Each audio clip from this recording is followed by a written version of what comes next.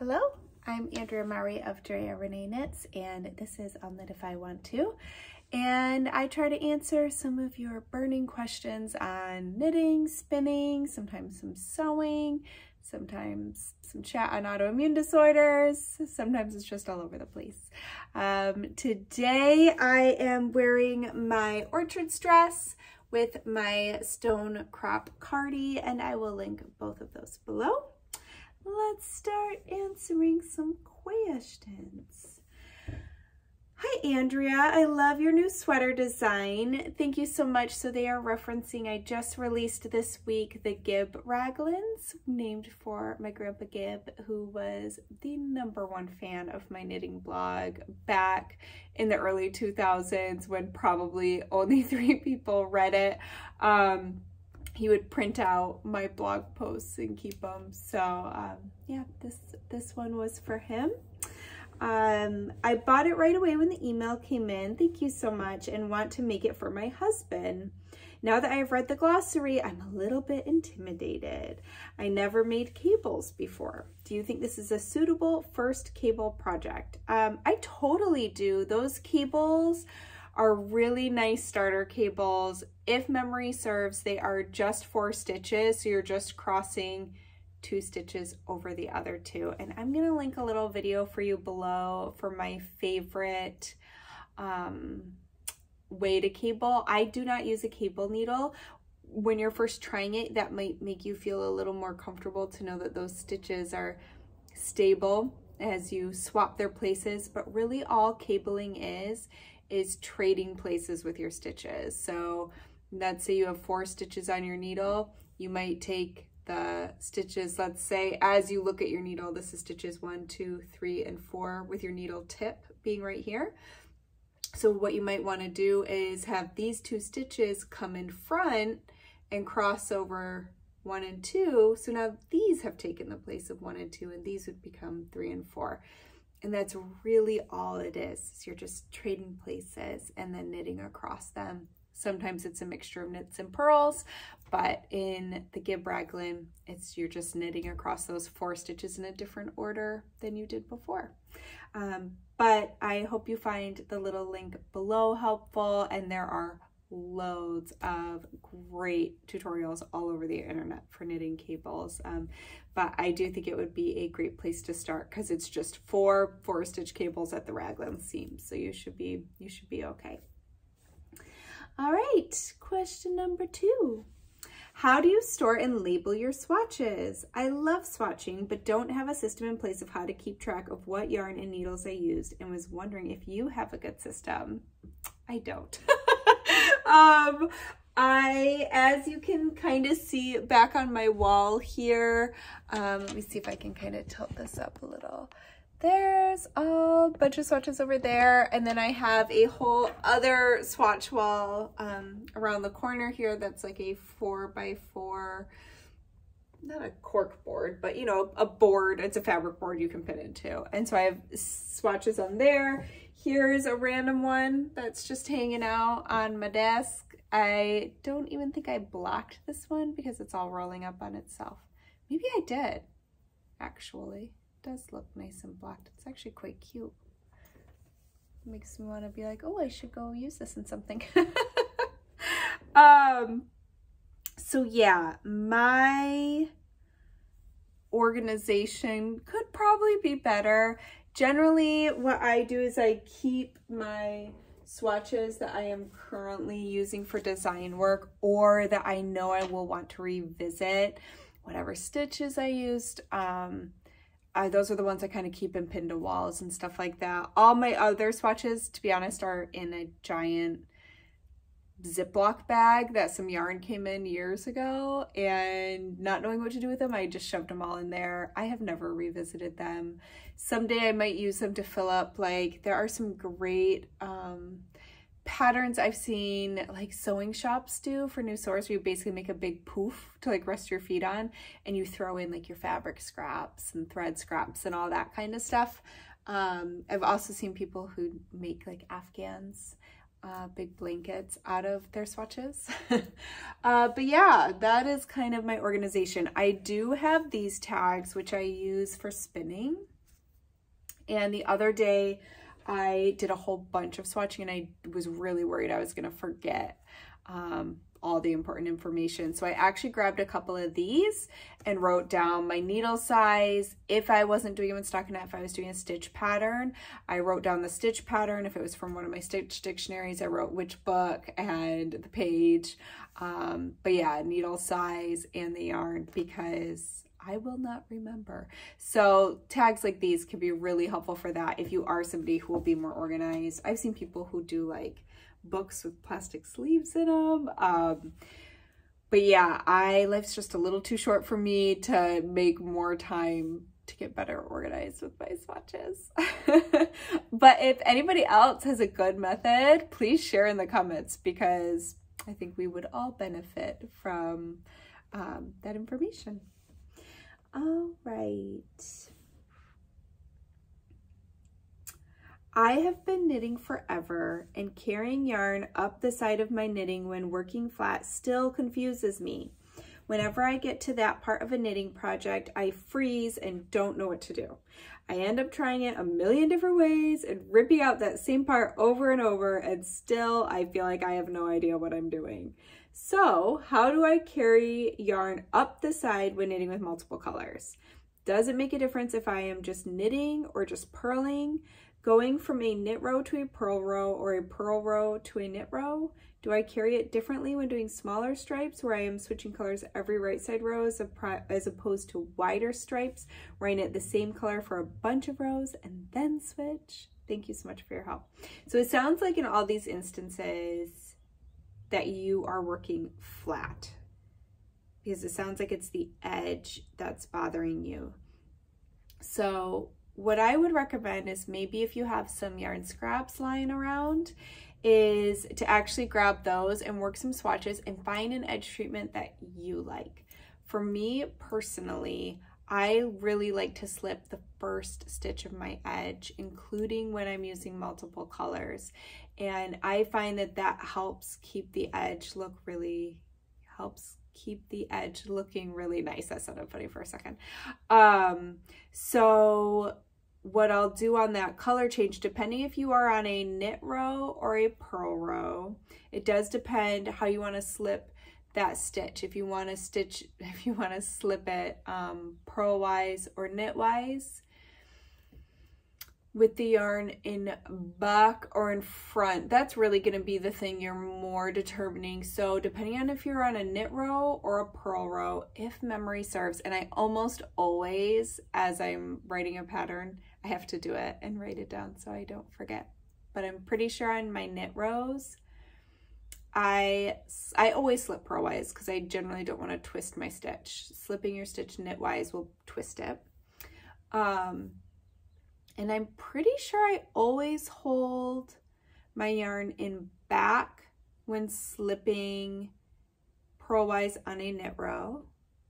And then when I am on a purl row, I will slip it with the yarn in the front and then move it to wherever it needs to be, to either purl or knit after that. And that keeps it looking basically like you have a row of vertical knit stitches up the edge, so it keeps it looking really tidy.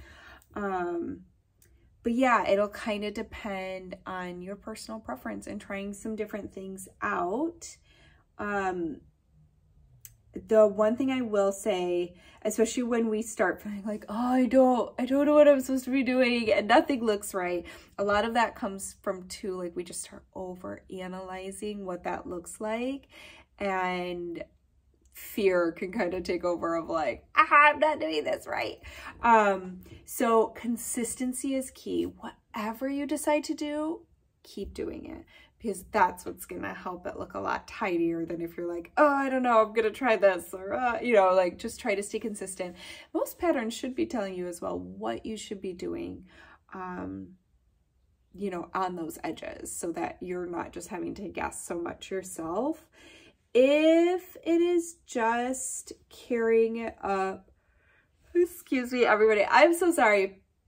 I traveled last weekend. My very good friend Damie opened up her flagship store, Magpie Fibers, and I was super stoked to go help support and celebrate with her. And I got to go to Maryland Sheep and Wool for a day, which I'd never been to, but I'm still recouping. So I am a little tired today, so I apologize for yawning during this. Apparently I need to go to bed early tonight. So back to carrying yarn up. It will make a slight difference. Like if you're doing, let's say you're working back and forth and you are carrying the yarn up, but your stripes are 2 rows or rounds deep, then that's a pretty easy little jump to carry that yarn up. And I think we'll be fine with like slipping that first edge stitch is still how I would choose to do it. If you're working flat and you're jumping, let's say 5 or 6 rows, that's a decent jump and you are going to have that loop of yarn from where you're carrying it up. So I would be curious what kind of pattern, you know, is it a sweater or something that like you are working it flat, but then you're going to go pick up a button band and that's going to hide those little loops, you know? And so then I would still carry it up. So, but you just kind of have to kind of make that decision of what will make you happiest with the end product. Yeah, I wish I had a little more, I wish I could offer a more specific example depending on what you are currently knitting or choosing to knit, where you might have to be carrying that yarn up. But yeah, whether you're knitting flat or in the round, whatever it is, the biggest piece of advice I can give is just trying to stay consistent. You know, if you are doing it in the round and you're carrying it up, if you cross, let's say you have yarn A and yarn B, you've just been using yarn A, you go to use yarn B and you bring it up over yarn A, so it's kind of hanging through it. You just want to make sure that you then continue that every time, kind of crossing those yarns as you carry the other one up, or don't do that, but stay consistent, whichever you decide to do. I hope that's helpful. Okay, next question. This is a twofer. 2 unrelated, maybe relatively simple questions I am curious about. Why start a shawl with a garter tab and not just the required number of stitches? So this is a great question. I am looking for a rectangle. So this will be our garter tab. Okay, so if you just picked up stitches, and sometimes you do, there are definitely shawl patterns that you're just gonna cast on and get going. The reason, I think it's easier to say why we use a garter tab than to say why not. So the reason we use a garter tab is because it is the perfect shape to grow a shawl out of, especially like a triangle or a crescent. So what we do is we cast on some stitches and then we are going to knit back and forth until it is the length of the garter tab we need depending on the design. And then what happens is once you have knit however much the pattern tells you, it's then going to tell you to rotate it. So your needle's currently here with your live stitches, and then it's going to tell you to pick up stitches here and here. So what you now have is stitches that are going to grow out of each side and out of the middle. So this is going to be your garter wingspan of your shawl, and then growing out of here is going to be the rest of the body of the shawl. So let's say it's a triangle shawl. We've now created, can I do that? No, but we've now created like 2 right angles. I don't know why I want to do that so bad to show this, but I really do. So imagine this. So this is what we now have out of our garter tab. We're gonna keep increasing along my pointer fingers here and then up my thumbs for the center spine, and that's going to create this fabric coming out to create your pretty little triangle. But that is why we do a garter tab, so that we have our border coming out the edges and the body of the shawl out the top. So I hope that made sense. And second question, why do some patterns refer to brioche as brioche tuck? So I actually just saw this so perfectly kind of described by Nancy Marchant, who is the woman that a lot of us say, call her the queen of brioche. She's how I learned to brioche. So she's also written a whole book on tuck stitches. But anyways, basically tuck stitches are a group of stitches. It's like a stitch family, and brioche is just one example of a tuck stitch. So like if you go to Ravelry, they have attributes that designers can tag to designs. And for brioche, it says brioche-tuck. I don't know why they did it that way, but maybe just because, I don't know. But brioche is basically just a member of the tuck stitch family.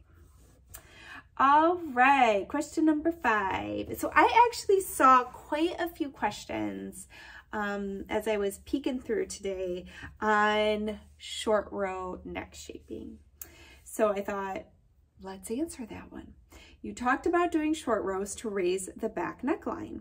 I've knitted several sweaters and wonder about why some designers have you make short rows immediately after the collar before the yoke. That would be if you're working top down. And others have you make short rows after the yoke before the body. Is there a reason for where these are placed in a sweater? How does it change how the sweater fits? How does it change how the sweater looks? Thank you for taking time to address this question. So it's basically, for me, I determine that by aesthetic for that design. If I am doing a sweater that has like color work and other stuff going on for the entirety of that sweater, it is going to be easier for me to place that, not easier, but less jarring for that short row shaping to lift up that back neck. I'll show you on this one. I'm gonna take off my rings because I have, right now I'm wearing a ring that definitely has a little like pokey edge that loves to catch color work. So right here, where's the tap of my sweater? Right here. So you can kind of see on this sweater, do you see that wedge of stockinette, and it gets narrower towards the front, and then it's at the thickest at the center back there.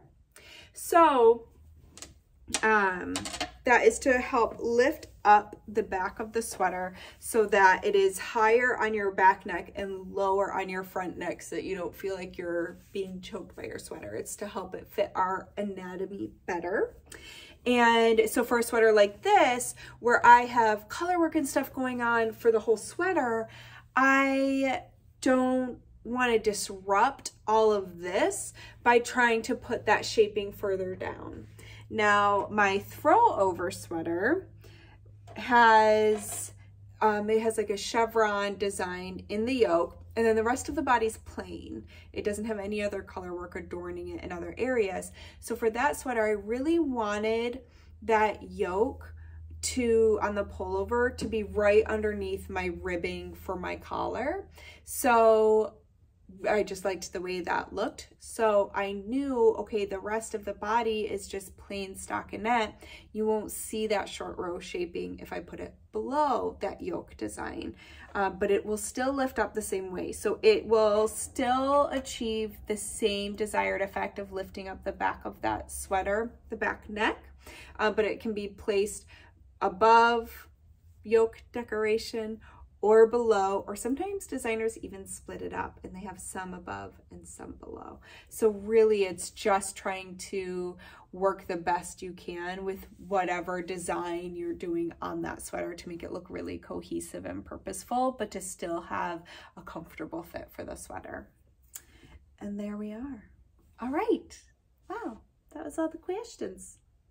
All right, well, I hope you found that helpful. I'm just reading over my little links here to make sure to see what else we've got going on. So we've only got just over 2 weeks left of the DRK March to Me Knit Along. I feel like it has just flown by, and I am so amazed by how many knitters knit multiple things this round. So such an amazing job.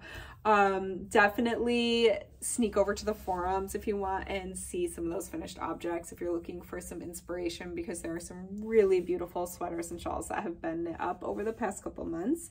And then we also have the Inclinations cowl going on, cowl knit along going on, and that'll go right through summer, right through August.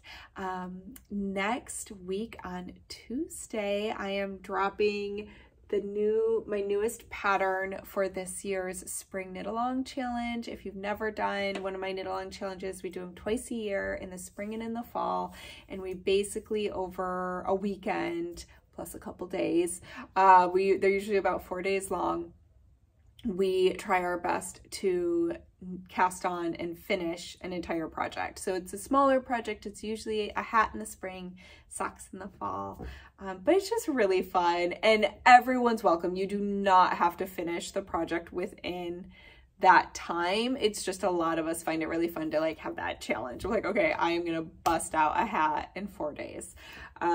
So anyways, if you're interested in that, we would love to have you come join.